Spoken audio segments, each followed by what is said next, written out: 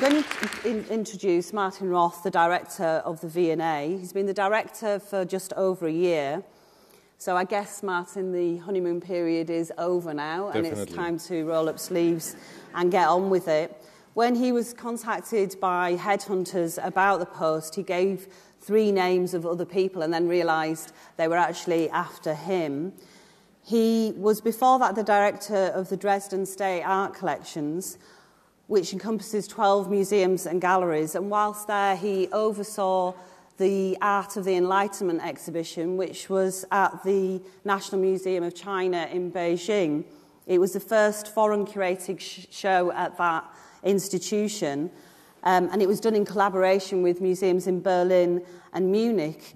And obviously, controversially as well, people will remember the artist Ai Weiwei was detained at the opening, on the eve of the opening of that exhibition, perhaps pointing to the fact that the hosts were not quite as enlightened as one might have hoped. Martin has also worked on the Expo in Germany and was the president of the German Museums Association. He was also the director of the German Hygiene Museum in Dresden after reunification, an experience he describes as being life-changing. I hope Martin's going to talk about his impressions of the museum sector in the UK. It's always useful to have a fresh pair of eyes to examine what we're doing.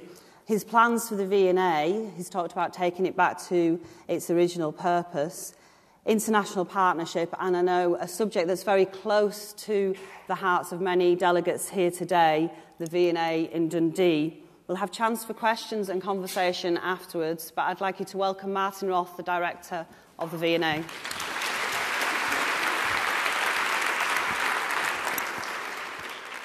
Thank you, Sharon. I always have the impression that I have to explain the Hygiene Museum because it's such a strange title and such a beautiful museum. So just in case you have the chance to travel one day to Dresden, don't miss the Hygiene Museum. It was a great invention in the early 20th century, combining the arts with the social system, with the society. So I think it's still very modern. It's always a pleasure to come to Edinburgh. Thank you for the invitation. And it's so great to meet colleagues and friends in the Museums Association. Actually, it's the very first time that I attend the Museums Association conference. You mentioned that I was president of the German Museums Association from 1996 to 2004. And we always looked somehow to the UK.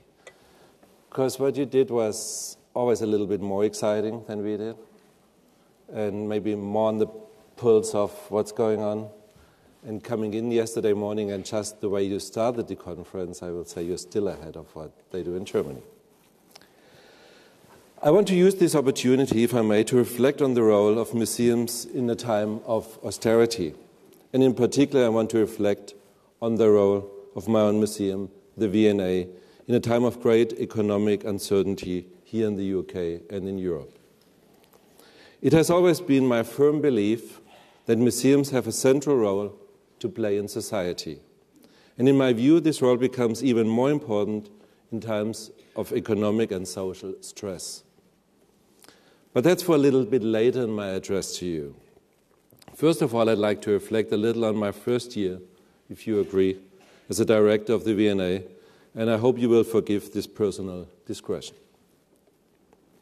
I've been working in museums for a long time, but 2 things make my current job quite different from anything I've done before.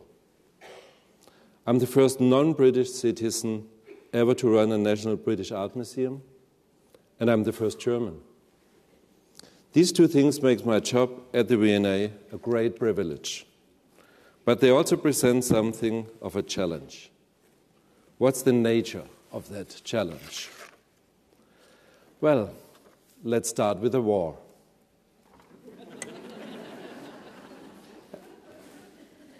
Now, we all know from the great cultural commentator Basil Fawlty I didn't expect this one. That in Britain it is considered impolite to mention the war when Germans are in the room.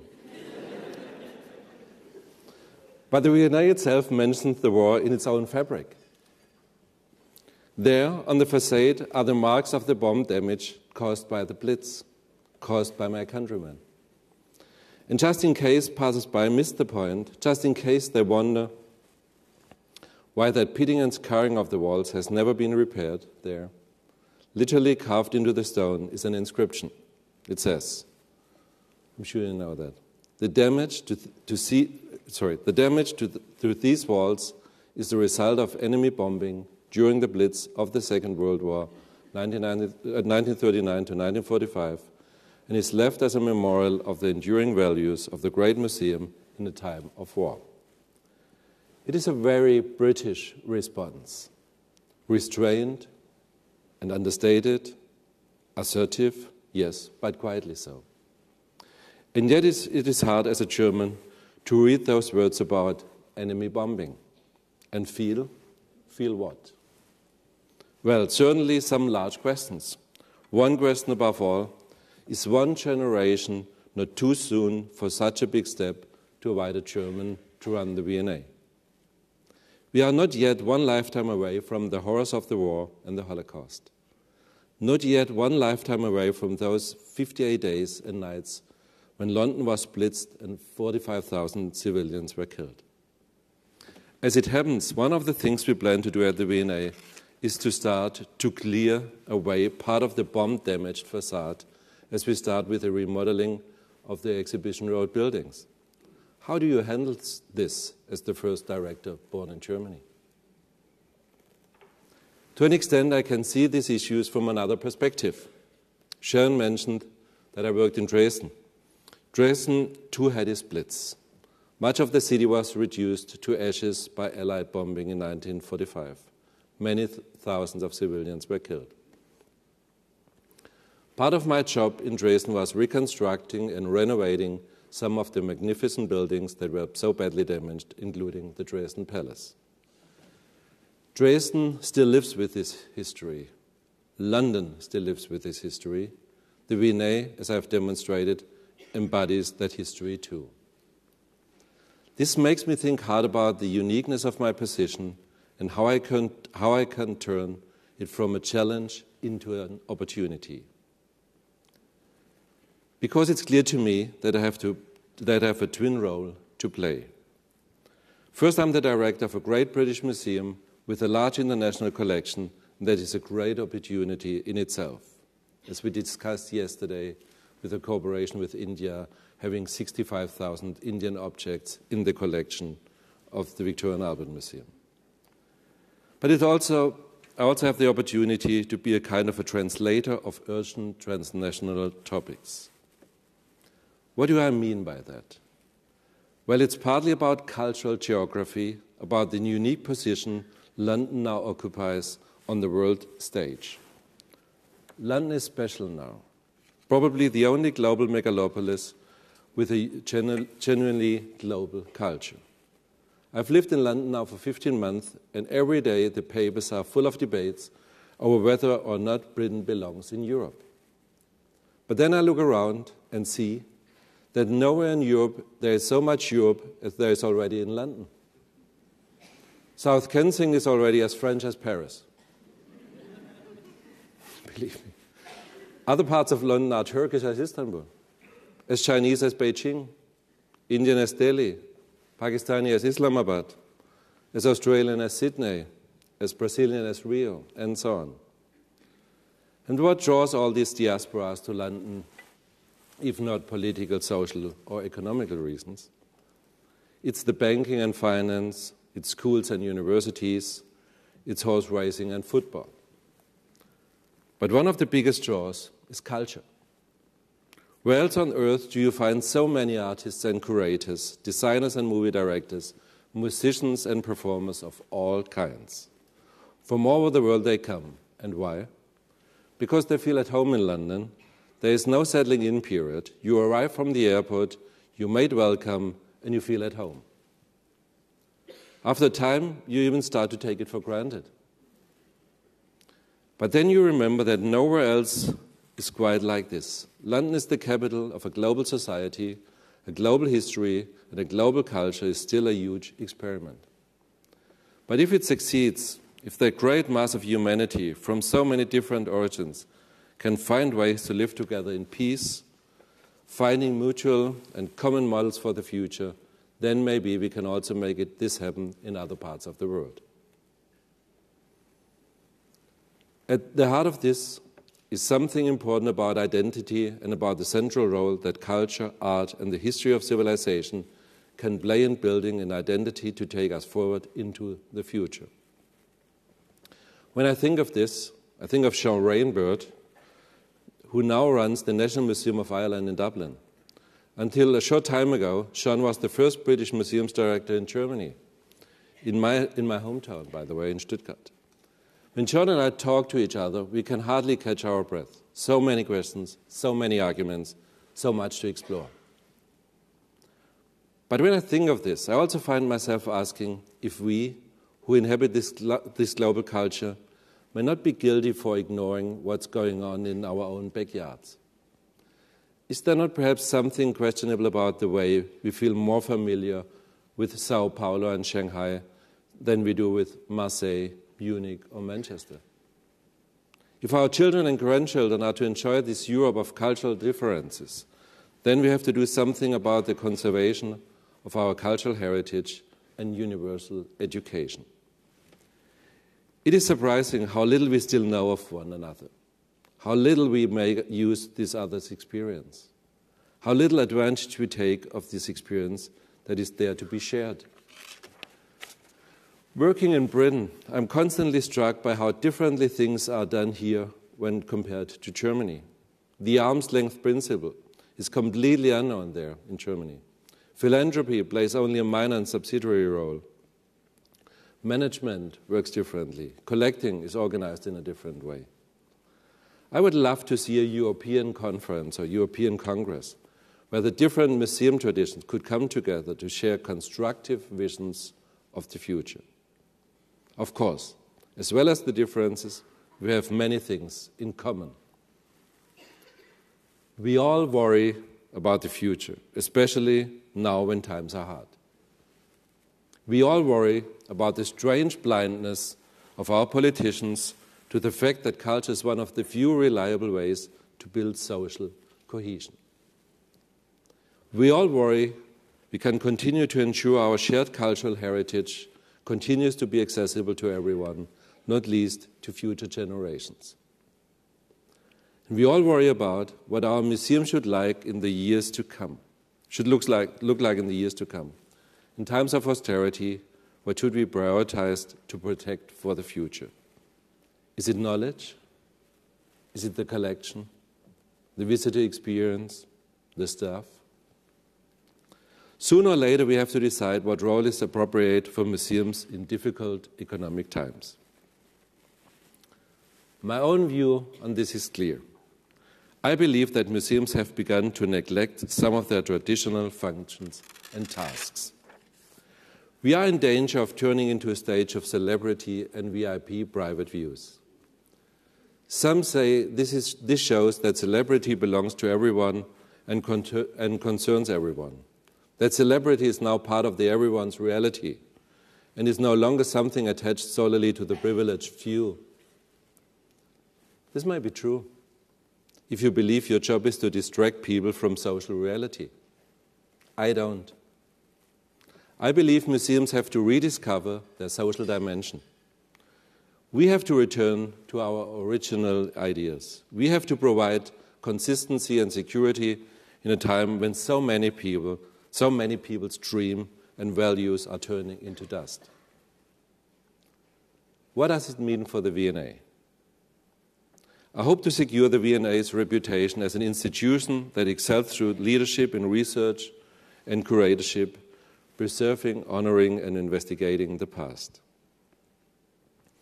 But the real question for me about the V&A is this: back to the future or ahead into the past? For me, the priority is to be the future, which we reach by getting back to our roots. Give me a second, I need a bit of water. You're so silent.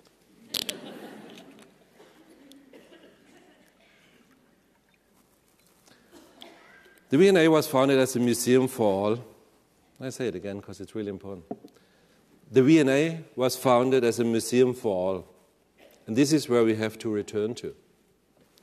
My distinguished predecessor, Mark Jones, called the V&A the real palace of the people. I agree wholeheartedly with this. I really like that.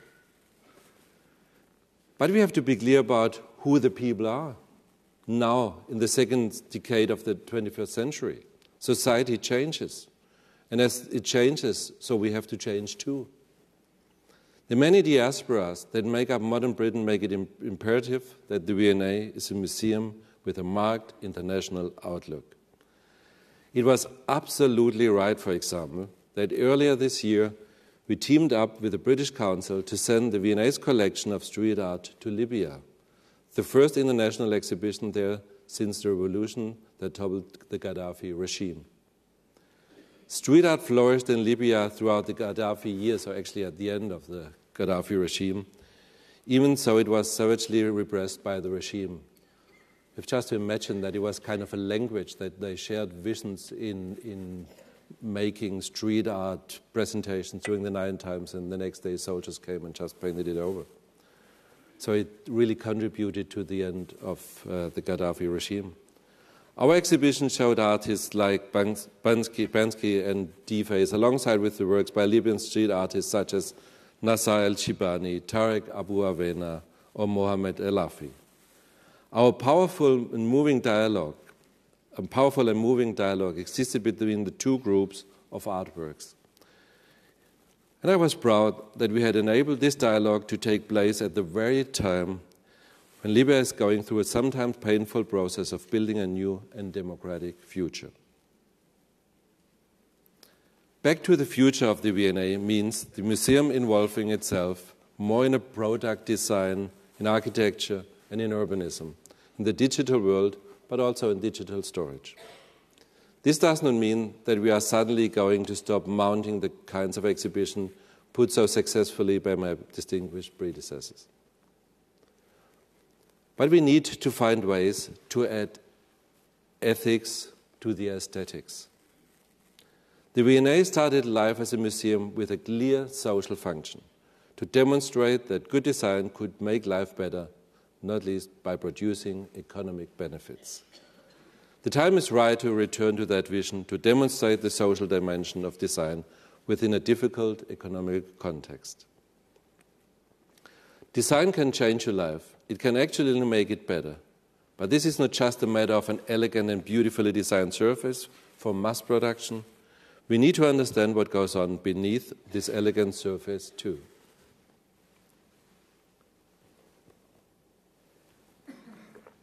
Still in time? So I want to put more engineering on the agenda of the museum. I want the V&A to continue to celebrate the creativity of our great designers, but also to celebrate the making that goes into their great creations. Not just created in Britain, but also made in Britain. The founders of the V&A shared a clear vision of what the museum should be. A key part of their vision was that it should be proudly utilitarian and entrepreneurial, a place where designers would come to find inspiration, and where their customers could come to have their eyes opened to the ways good design could improve their lives. We need to get back to this vision. The V&A, once again, should be a place that explicitly nurtures the entrepreneurial spirit and plays its part in rebuilding the British economy. This too is part of the V&A's rediscovering of its social dimension. And the public are hungry for this. The exhibition we staged last year, The Power of Making, but also Thomas Heatherwick, had astonishing visitor numbers. It was a great situation for me when I arrived in the V&A. Someone told me and said, we're so sorry, last year we had Grace Kelly, and that was really a blockbuster. Now it's only Power of Making. Believe it or not, Power of Making more or less doubled the amount of visitors of Grace Kelly. We also want the V&A to be a forum for controversy, for constructive and debate on contemporary questions, a place where we design the future as well as investigate the past. We have to loosen up a bit. The V&A is quite a conservative institution, and right now it needs to rediscover its radical roots, to become once again a museum for everyone, engaging as many different groups in society as possible. I believe that culture institutions have to demonstrate in the way we engage with the public and with other cultural institutions, things that are slipping from our grasp elsewhere in society. Things such as solidarity, things such as partnerships. Solidarity is a bit of an old-fashioned word these days, but it is the glue that holds us together. Surely it's one of the tasks of the V&A as a national museum to be there for other museums. We achieve this through many means. It's the national strategy of the V&A. In addition to all what we are doing in London, we are also engaging nationally as never before. In the UK alone, we have loans of more than 2,000 objects, over 200 institutions. We have had 11 exhibitions displayed in 15 venues in the UK, and over the last year, hundreds of thousands of visitors have benefited from this. So I want to build on the strong foundation already laid here by my predecessors. I want to involve the V&A in further cooperative initiatives, such as those already underway in Sheffield or especially here in Dundee. V&A Dundee is a real pointer to the future. It is an independent institution which contributes with expertise in our collections. It is underpinned by Design Dundee Ltd, a partnership between the V&A, the Universities of Dundee and Abbotsford Dundee, with Dundee City Council and Scottish Enterprise. This is the kind of model I want to see the V&A expanding on the new partnerships with cultural institutions around the globe. There is no point at all trying to create competitive relations in the cultural world. Public interest in museums is extremely high. Let's build on that together. And I don't mean the just partnership that makes headlines, like the exhibitions we are planning jointly with the Royal Opera House on the history of opera. I'm also talking about sharing research projects and expertise in conservation, and about much more mundane things too, such as storage and logistics, where we can all see ways to cut costs. And this is important, really important. We spend public money. We are accountable to the public, who expect rightly that we will use their money as though it were our own. Public museums must be models for efficient public sector. That too is part of rediscovering our social dimension in time of austerity. As a conclusion, I originally had something slightly different, but then I changed my manuscript after last weekend. Just last week there was the outcry about the inexplicable decision to leave out the key art subject from so-called English baccalaureate, subjects like including art, design, and technology. After more than a century, and half of the existence of the museum like the V&A dedicated to art and design, you might have thought that this subject is in the center of English culture. But it turns out it hasn't, at least not in England. The UK is one of the greatest creative nations in the world. But if art, design, music, drama, and dance are squeezed to the edges of the curriculum, British creative economy could be destroyed in one generation. We cannot let this happen. Now more than ever, it's time for a museum to rediscover our social dimension. Thank you for listening.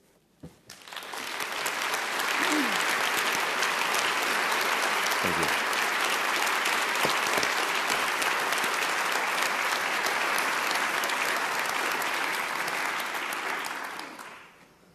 Thank you very much, Martin. We are going to take questions from the audience, but also we've had some questions submitted in advance, and Martin's going to stay on stage and take part in a conversation here. There are obviously a number of issues that Martin's raised himself during the course of his fascinating keynote, and there'll be questions from the floor. But I just want to start on this question of the social purpose of museums and changing the nature of the V&A and its purpose, because I found it very interesting what you were saying about the visitor figures. The visitor figures are impressive for last year for the V&A, but the demographic of your visitors is less impressive. I think I'm right in saying it's the least diverse of all the national museums if you take take tourists out of it. So how would you see changing that demographic? You mean too old or too young? Too white, too middle class. Yeah, but that's one of the issues, and that I tried to mention. And if you ask me how, I will tell you that it takes a while. I mean, I agree totally, by the way, what you're saying. And I think one of the surprises for me is that you have a different audience if you see the visitor figures or the demographics for exhibitions, or if it comes to workshops, if it comes to learning, if it comes to making and engaging something, then you have another, the substance coming to the museum. So I think what we have to do is to change more, not only from exhibitions, but also in learning programs and engage more outside of the museum. Fortunately, we have the Museum of Childhood in Bethnal Green. And as you can imagine, this is really working into the communities and with the communities, and working closer with Bethnal Green and the Museum of Childhood could be one of the possibilities. The other one is that I try to, but this is a little bit too far in the future, to create topics, mottos, always for 1 year, like an Indian season in 2015. We talked about India yesterday, and I think because India is so close and we do so many things together, it's worth to restart again, to do something different and working also closer with the communities. But it's a long way to go. By the way, do you understand me? Because, I mean, yeah? It's like just talking and then we don't... that's the idea of the conversation. That's right. So, when we were deciding on keynotes for the conference, Martin, your name came up straight away, and in particular in relation to Scotland and the V&A Dundee projects. And I was instructed not to be easy on you on the question of V&A Dundee, and I have a long list of questions. I don't want the whole focus of the conversation. Our conference put together by the conference panel, many of the members of that panel are from Scotland. So we had a conversation about what the conference delegates would like to know about your purpose, the purpose of the V&A in Dundee. And I think probably the fundamental question was, does Dundee need another museum, and how is the V&A going to work with other museums in Scotland? May I start with another answer for questions you didn't raise? I'm slightly worried, but this is another conference. I'm slightly worried about all those touring exhibitions that we create for the last 15, 20 years. Some objects are somehow like on a mileage program. And I remember one of the curators of the Venice Biennale, who came from Swiss at that time, he always talked about destroyed by success. And I mean, we achieved a lot during the last 15, 20 years doing exhibitions all around the globe. I mean, again, India, the opening of China, working in Russia, we just opened an exhibition in the Kremlin. But I think we have to approach another level. And long-term partnerships, cooperation in different sectors, not only showing objects, but going deeper into it. Research, and sometimes you don't even know what it's going to be in the end, but just to talk to each other and to begin with different ideas. I think it's important. So that's one of the reasons why when Mark Jones told me that this will be one part of my task for the future, I really like that idea. I really appreciate it. It was just the beginning at that time. And I think meanwhile, the team here in Dundee and also in South Kensington made a lot of progress. We can talk about that progress. Dundee. Who is from Dundee, by the way?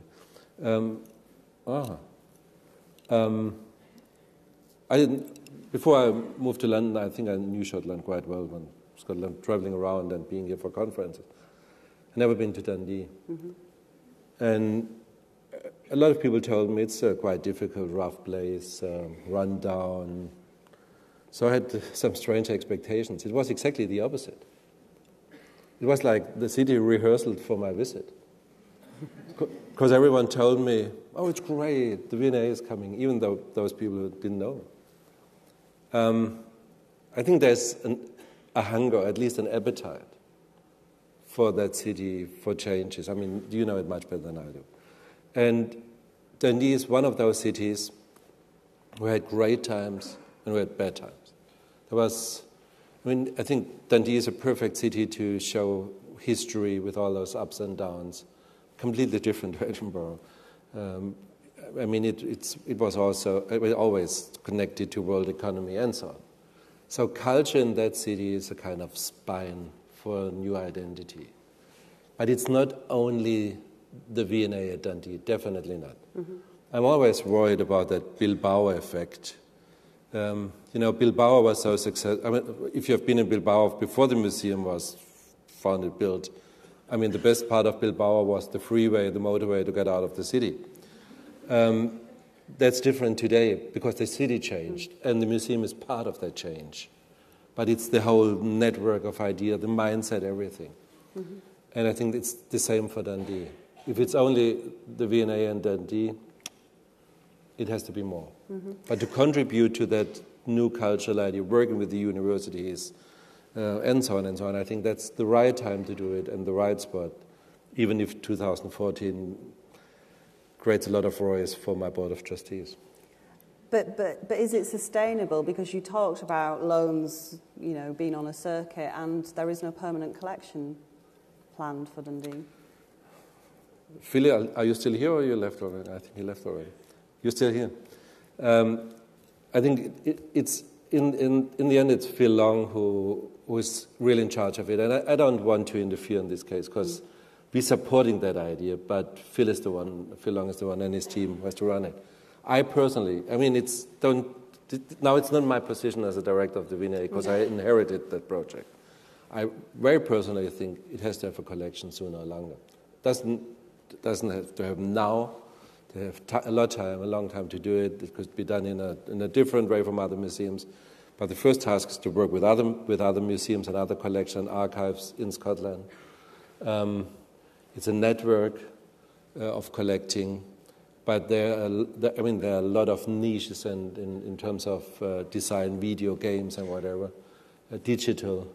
And I think the V&A at Dundee is a perfect location for that.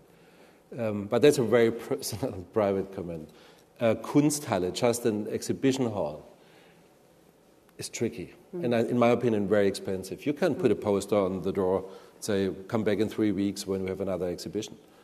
There has to be something ongoing and a program and events and so on. Good, thank you. Can I just have an indication if there's any questions from the audience? I don't want to just keep it between the two of us. There's one there you'd have. Can we take the one in the middle there? Sure. My name's Stephen Feber. I have a consulting business. I just wanted to ask Martin about intellectual leadership. Because when you think about design, you think about creativity, innovation, problem solving. I think about Johnny Ive's lab at Apple, which I haven't been to, or Tom Heatherwick's studio, which I have. And they are practical, intellectual, theoretical engagers with problem solving. And you could say that the V&A, from that perspective, has lost its way. And I wondered whether you were going to take up that challenge across cities, across housing, across furniture, across fashion, and look at a resilient future, a new way of thinking about materials and structures and products, whether you're going to create that thinking space at the museum. Yeah, Stephen, this is exactly what I want to do. I mean, it's difficult, somehow easy to say, yes, you're right. We started right now. We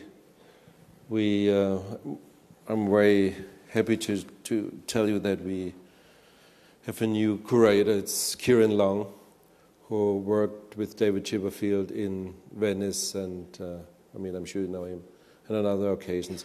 We start with a new department on architecture, urbanistic, product design, and digital design, as I mentioned, as the first step. I think that honestly, it's going to be a long way. But what we need is the V&A being less aristocratic and more cutting edge, more a platform for debate. I think there's something strange in the DNA of the V&A. It took me a long time to understand, and maybe I still miss part of it. I think it's really the beginning. It's a very long story, make it really short. It's when Prince Albert came to London and had these great ideas and Crystal Palace. I mean, just imagine that he didn't like this kind of brick building and he wanted to have something completely different, and he started with a glass building. We wouldn't be here today without this glass building. I mean, new ideas, innovation. And I'm a very strong supporter and believer in that, coming from the Expo background, World Fair background, that this part in South Kensington, what's called Albertopolis, is the legacy of these ideas of innovation, ongoing innovations. It's not like the Eiffel Tower sitting there made of steel and iron. It's a think tank, an ongoing think tank for 150 years, and the V&A is part of it, like the Imperial College and Royal College of Art and the other institutions. So we have to come back to that. Means that we have a kind of split identity. This was Prince Albert, this was Henry Cole, and then Robertson came in a little bit later, the curator, and said, this is a museum, and a museum needs a traditional collection. So let's collect in a different way. And we still have this kind of two directions under one roof. Actually, I like it. There's always a tension. But we have to come more back to the original ideas and be a center of debate and including different parts of the society. I mean, it's easier said than done, and it's a long way. But whoever wants to contribute, it really being invited. The V&A has I don't know why, but again, maybe this is a cultural difference. There's a kind of, I don't know how to explain that. No tough debates. We are. That's what I said with the ethics to the aesthetics. It could be controversial. I don't mind. I mean, it could be tough. That's the way you start thinking, and I want to be the V&A part of this kind of ongoing thinking. I'm sure we look forward to the V&A provoking debate in society and the sector. Can I just take a couple of questions here, one after the other? There's one there, and then there's one further down to the front. Susie Fisher, I have an audience consultancy. May I say I was very moved by your rooted and humane vision of the V&A. Thanks. I have the great privilege of having interviewed some of your audiences recently as part of the Exhibition Road project, so I'm rather interested in what you had to say. They're more diverse audiences, and they know very little about the V&A. And what they say is, well, you can tell what the Science Museum is about, you can tell what the Natural History Museum is about, but we don't know what the V&A is about. So in the light of your more social vision for the V&A, which wants to take it both back to its roots and yet change it for a tough future, what would you tell them? This is a museum of what?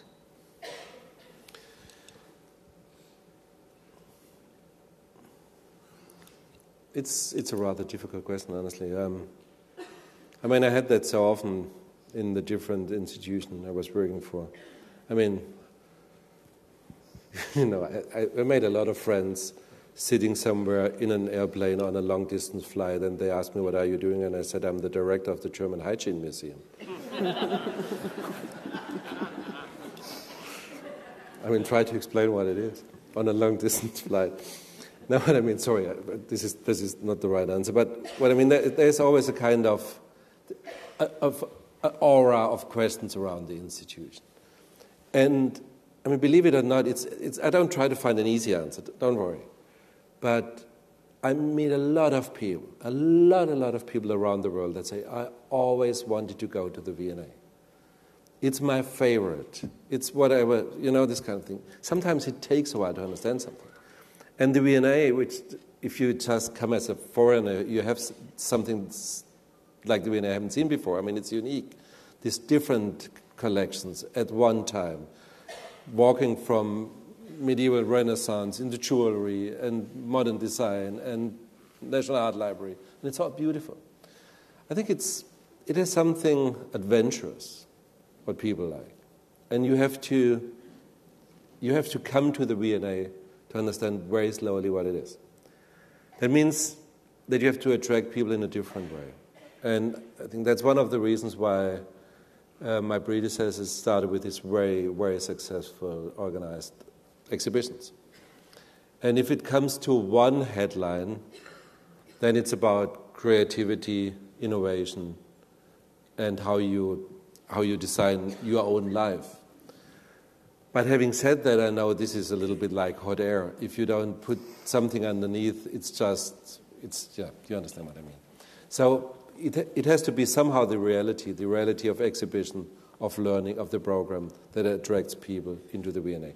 And by the way, I think that what you mentioned, the new Exhibition Road project, I don't know if you're familiar with it, but we turn around the museum somehow towards Exhibition Road, which I think is a perfect dedication to the history of Albertopolis. So we open the museum towards that scientific and research-based hub, and I think that also helps. But we have, shouldn't talk about it, but I'm pretty sure that we have more than 3 million visitors this year. We had last week 109,338 visitors in 1 week. You couldn't hardly walk in the museum. So, there's this kind of contradiction between what is the V&A and that amazing success. There's another question just down at the front. I'm not sure if this was a good answer, but maybe we can talk about that on a cup of coffee. Hi, Maurice Davis, Museums Association. I was surprised in yesterday's first session that neither the Cabinet Secretary for Culture, Fiona Hislop, nor Gordon Rintoul, the Director of National Museums Scotland, mentioned the V&A Dundee, even though it's probably the largest and most expensive cultural project in Scotland. And as I said, I was surprised by that. And I wondered, Martin, if you were surprised as well. Yes, I was surprised.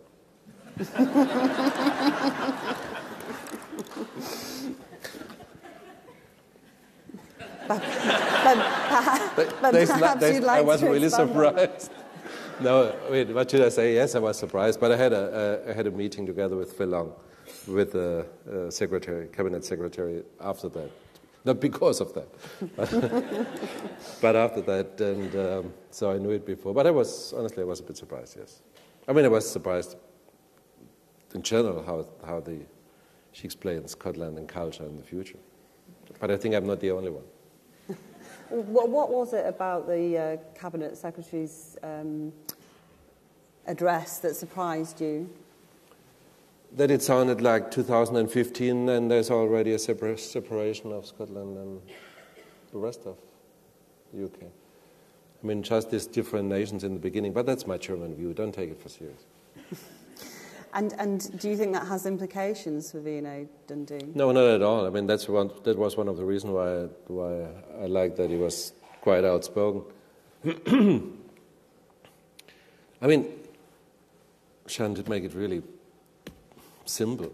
The V&A has a national and an international program. So maybe by 2014 we just change from national to international. It's a very simple answer. We've got time for a couple more questions. There's one there. Can I have an indication if there's any other questions? Okay. Okay. I'm just going. Martin, that was a very moving talk about museums and social cohesion. And just to refer back to the question that was asked earlier about what is the V&A about, it reminded me, I was traveling in the tube from the airport on the Piccadilly line. And there was this Dutch person who'd arrived in London, and a British friend had come to receive her, and they were talking to each other.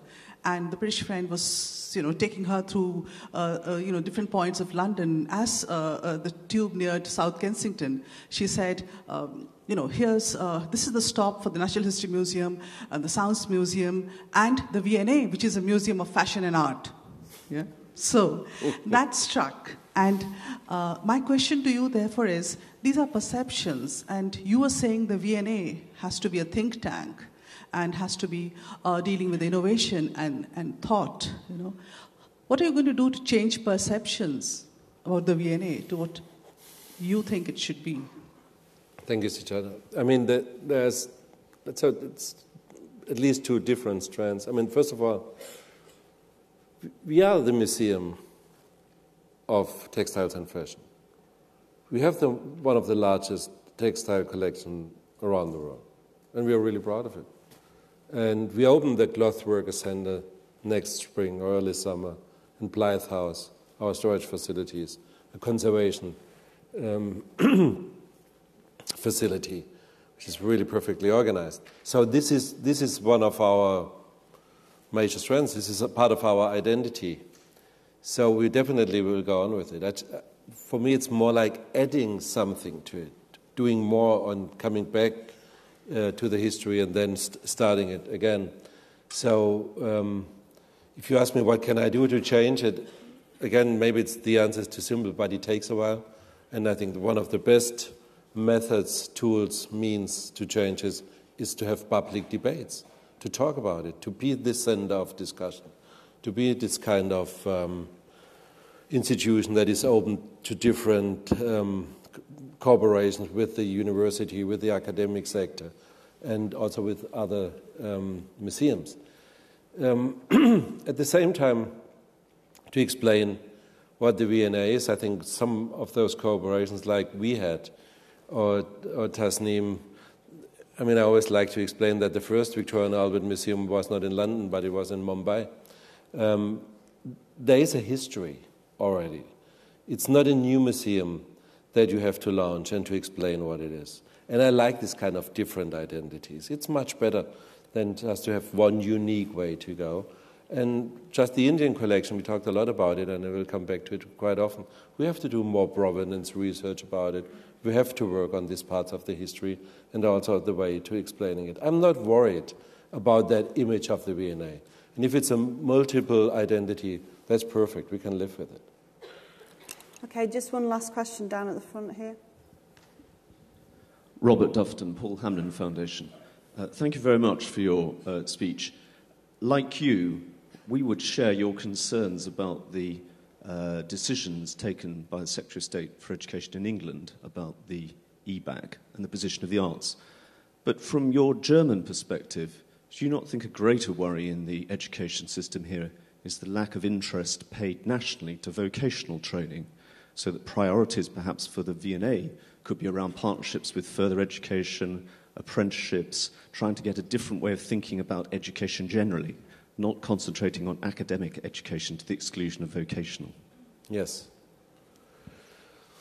Yes, but again, this is a very wide topic and worth for another discussion. I think museums in general have to engage more in training people. And I used the word entrepreneurship. I think it's part of it.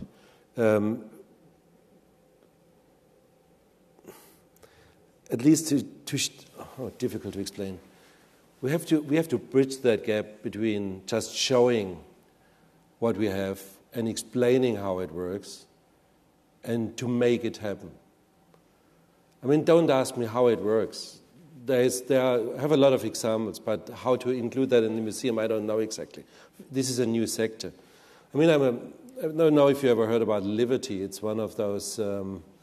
If you know it already, I don't explain it to you. But it's one of those initiatives I really adore and try to support. It's a small group based in Brixton, and what they offer to young people is just a space and around 50 computers. If you go there, you will be surprised. They came to see me and asked me if we can offer some space. They just need space. It's a charity. So I went to Brixton and saw it. I couldn't believe it. Once you open the door, there's an amazing noise and smell. And a lot of people in front of screens. And you don't know what's going on exactly. What they do is they offer a screen and they offer advice, legal advice mostly, if you run your own business from that loft. So at that time when I was there, it was Google who offered a business training of 3 weeks.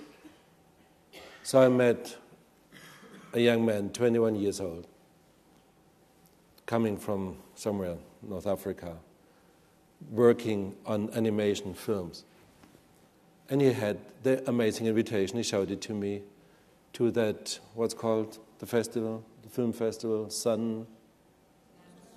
Exactly, Sundance Festival. Something like this kind of broker getting in between education and the making. I think this is still a sector we are not very well equipped, intellectually equipped. And it's not only about a museum like the V&A who has design, it's also about the art museums. It's about general education. I think we have to think harder. We can do much more also in this sector. This is one answer. I think we can do much more, but it's still a field that we have to discuss. We have to enable people to do something and to encourage. Okay. We're just out of time now. And I'm completely run out of arguments right now. Thank you very much for coming to address the conference and for being here over the course of the 2 days. Thank you for having me. We look forward to a dynamic institution that debates and engages with a different strata of society and expresses solidarity with the rest of the sector. I need help of some friends, honestly. Thank you.